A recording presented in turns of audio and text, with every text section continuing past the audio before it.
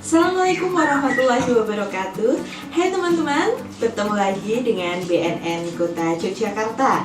Yang pertama, kita panjatkan puji syukur kita kepada Tuhan Yang Maha Esa karena berkat nikmatnya sehingga kita dapat dipertemukan walaupun secara daring dan masih dalam situasi pandemi COVID-19. Kita selalu berdoa semoga pandemi ini segera berlalu dan kita dapat dipertemukan secara tatap muka. Yang kedua, kami ucapkan selamat kepada teman-teman karena berhasil diterima di sekolah favorit kalian, baik itu SMA maupun SMK. Nah, teman-teman, di sini kami dari BNN Kota Yogyakarta akan berbagi dengan kalian kaitannya dengan narkoba. Seperti apa? Apa yang akan kita bahas? Yang pertama, latar belakang dulu. Kenapa kami perlu untuk menginformasikan tentang bahaya narkoba kepada teman-teman semua. Kita tahu sendiri bahwa pada saat ini Indonesia sedang berada dalam kondisi darurat narkoba. Kenapa Indonesia darurat narkoba?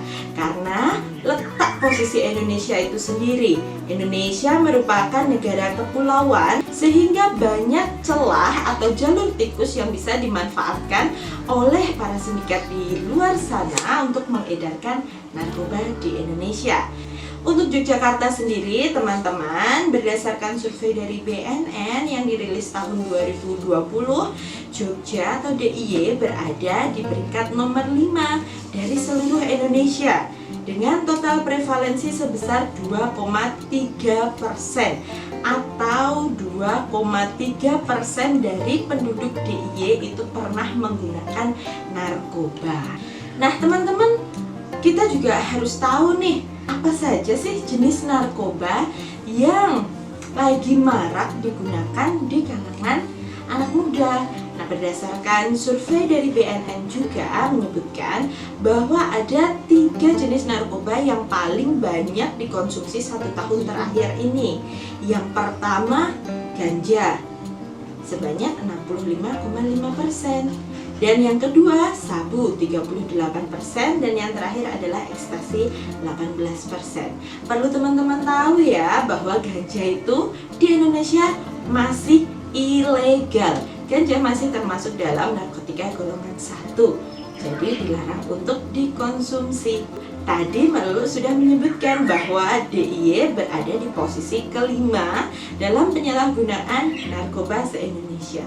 Mengapa nih DIY rawan? Karena yang pertama kita tahu kota pendidikan, kota wisata, banyak kampung turisnya, terus memiliki banyak hotel, kos, pondokan, kontrakan yang itu tidak ada induk semangnya atau tidak ada penjaganya.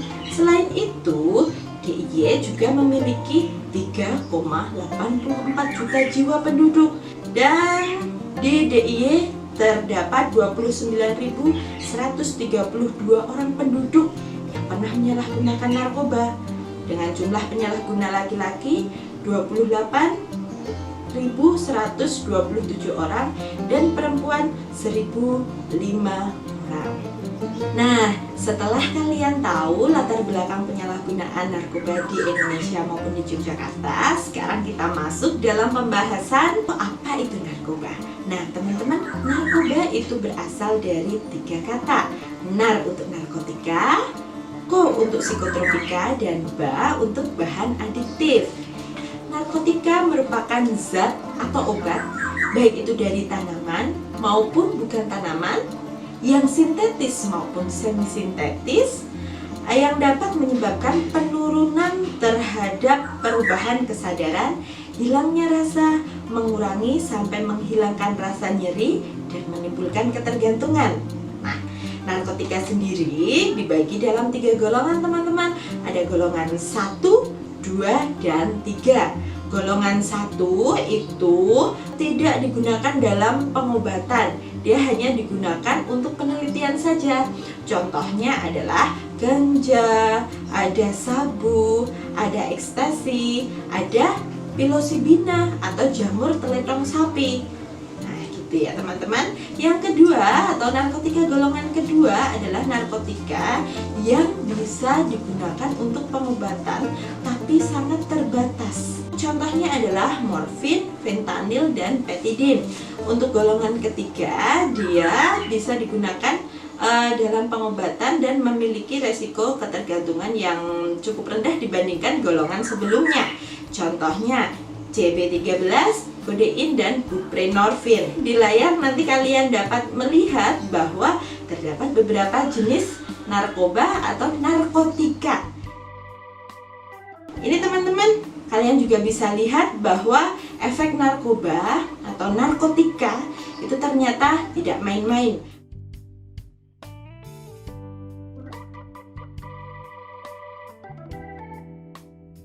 Lanjut ke psikotropika. Nah, psikotropika adalah zat atau obat baik alami maupun sintetis yang bukan narkotika yang berkhasiat psikoaktif melalui pengaruh selektif pada susunan saraf pusat yang menyebabkan perubahan khas pada aktivitas mental dan perilaku. Nah, untuk penyaluran psikotropika sendiri teman-teman hanya boleh dilakukan di 3 tempat: pabrik obat, pedagang besar farmasi, dan sarana penyimpanan sediaan farmasi pemerintah. Jadi salah kalau kalian itu menggunakan psikotropika. Kemudian psikotropika itu diserahkan pada pasien-pasien ke tempat-tempat, yaitu apotek, balai pengobatan, puskesmas, rumah sakit. Nah, penyerahannya harus berdasarkan resep dokter. Tapi kita lihat fakta di lapangan bahwa ternyata banyak psikotropika yang disalahgunakan. Padahal itu sangat berbahaya jika kita mengkonsumsinya. Nanti bisa menyerang saraf otak kita sehingga menimbulkan ketergantungan dan menyebabkan saraf-saraf tersebut rusak. Apakah ketika saraf rusak bisa diperbaiki? Tentu saja sangat susah. Makanya tidak usah menyalahgunakan psikotropika. Contohnya apa saja sih Mbak psikotropika itu? Nih, ada yang namanya alprazolam, ada tramadol, ada dumolid, ada trihek, segala macam. Kalau untuk penyalahgunaan psikotropika sendiri bisa menimbulkan berbagai jenis penyakit. Dari efek tersebut tidak ada yang positif kan? Semuanya negatif.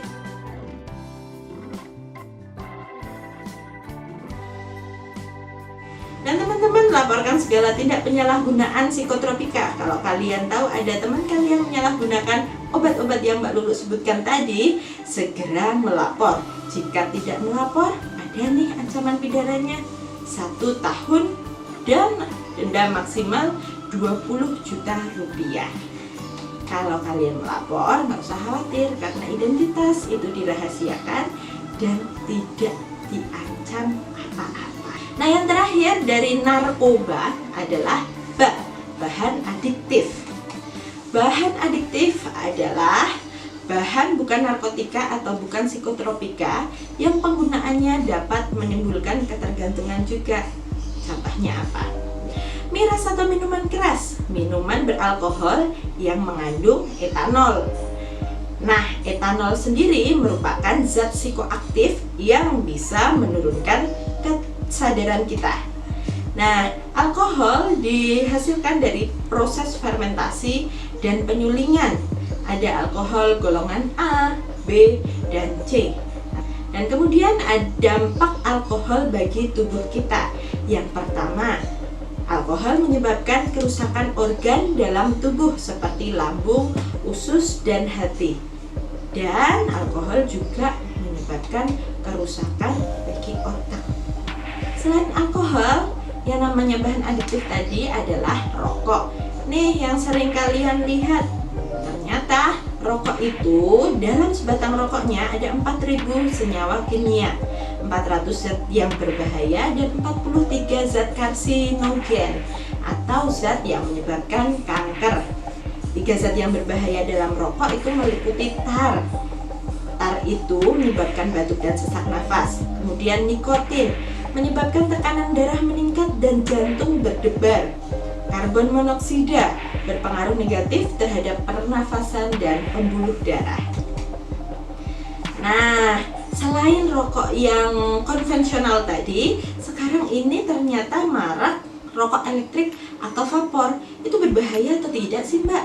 Ternyata rokok elektrik dan vapor sama berbahayanya karena dia mengandung nikotin yang memicu depresi, kepala pusing, tubuh gemetar, nafas terengah-engah, kerusakan paru, kanker, penyempitan pembuluh darah.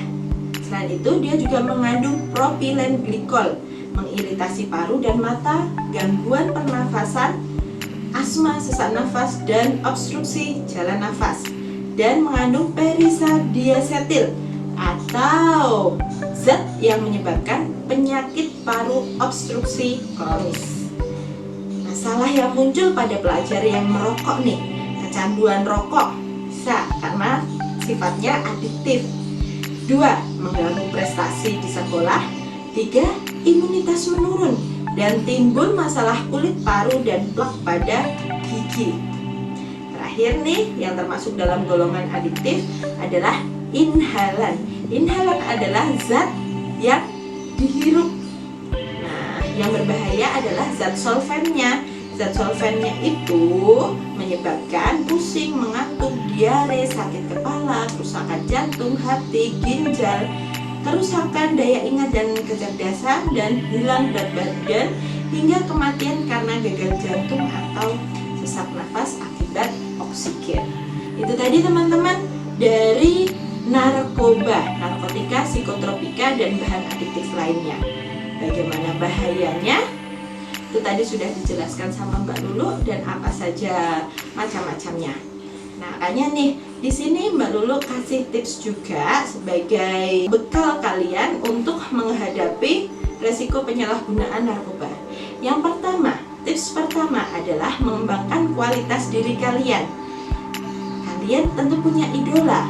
Nah, cara mengembangkan kualitas diri adalah mengembangkan atau membreakdown sifat-sifat baik dari idola kamu itu yang bisa kalian tiru dan kalian kembangkan untuk menjadi seseorang yang keren seperti itu. Misalnya, adil, bersahabat, membantu, jujur, dapat diandalkan, setia, baik, dan lain sebagainya. Yang kedua adalah mampu mengelola atau mengendalikan stres kalian. Stres itu apa sih? Stres adalah keadaan yang membuat seseorang merasa tertekan sehingga dia merasa tidak nyaman. Penyebab stres ada macam-macam. Ada dari rumah, stres dari rumah. Ada stres yang timbul dari sekolah maupun stres dari tempat yang lainnya. Terus bagaimana ya saya tahu kalau saya itu sedang stres? Ada nih tanda stres, sakit kepala, tangan berkeringat, sakit perut, dan sebagainya. Nah, itu masing-masing tanda stres itu berbeda tiap orang. Jadi kalian harus memahami tubuh kalian sendiri. Dan bagaimana kunci mengatasi stres? Kita kasih tips juga nih. Kalau kalian merasakan stres, kalian bisa latihan pernafasan, nafas pelan dan lembut. Tinggalkan situasi yang membuat kita stres. Katakan pada diri sendiri bahwa aku bisa mengatasi stresku. Kemudian pergi ke tempat pribadi. Kalian di sana bisa menangis, berteriak, atau meluapkan emosi kalian agar stresnya juga hilang. Kemudian kalian bisa berhitung 1-10 untuk sambil menghela nafas secara perlahan. Bisa juga nih sharing atau curhat dengan orang yang kalian percaya. Jangan lupa berdoa. Nah, teman-teman harus ingat tuh, kalau keren itu adalah menjadi diri sendiri dan melakukan hal yang bermanfaat bagi orang lain dan lingkungan sekitar. Tapi ketika kalian berada di posisi ditekan teman-teman untuk melakukan sesuatu atau diajak melakukan sesuatu atau diajak pergi ke suatu tempat, ada tips untuk mengatakan tidak terhadap ajakan tersebut. Yang pertama, kalian harus bertanya. Pertanyaannya adalah, ketika kalian ditawari sesuatu, apa itu? Dari mana itu?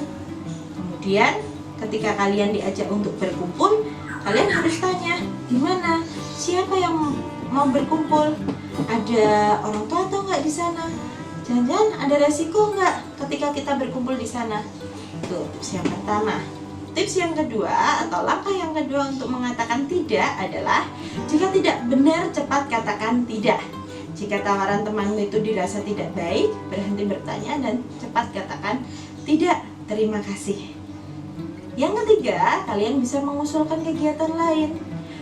Daripada melakukan itu, yuk kita ngaji aja, yuk kita pergi ke perpustakaan aja, atau kegiatan lain yang lebih mengasihkan tapi tidak berbahaya dan tidak menimbulkan resiko.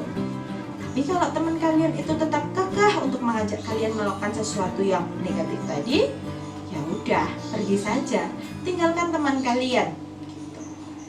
Tips selanjutnya adalah untuk kalian mencegah penyalahgunaan narkoba, selalu melakukan aktivitas positif, selalu berdoa kepada Tuhan Yang Maha Esa, jagalah kesehatan, jadilah diri sendiri dan jangan mudah terbujuk dari godaan atau rayuan teman. Jadikan keluargamu sebagai teman terbaikmu dan ingat yang tadi, berani menolak ketika diajak untuk menyalahgunakan narkoba. Nah, demikian teman-teman dari kami BNN Kota Yogyakarta. Selalu ingat untuk menerapkan 5M untuk meminimalkan resiko paparan COVID-19. Semoga kita selalu sehat dalam lindungannya dan terapkan pola hidup 100% sadar, sehat, produktif, dan bahagia tanpa narkoba. Demikian dari Mbak Lulu, ada kurang lebihnya Mbak Lulu ucapkan terima kasih. Wassalamualaikum warahmatullahi wabarakatuh.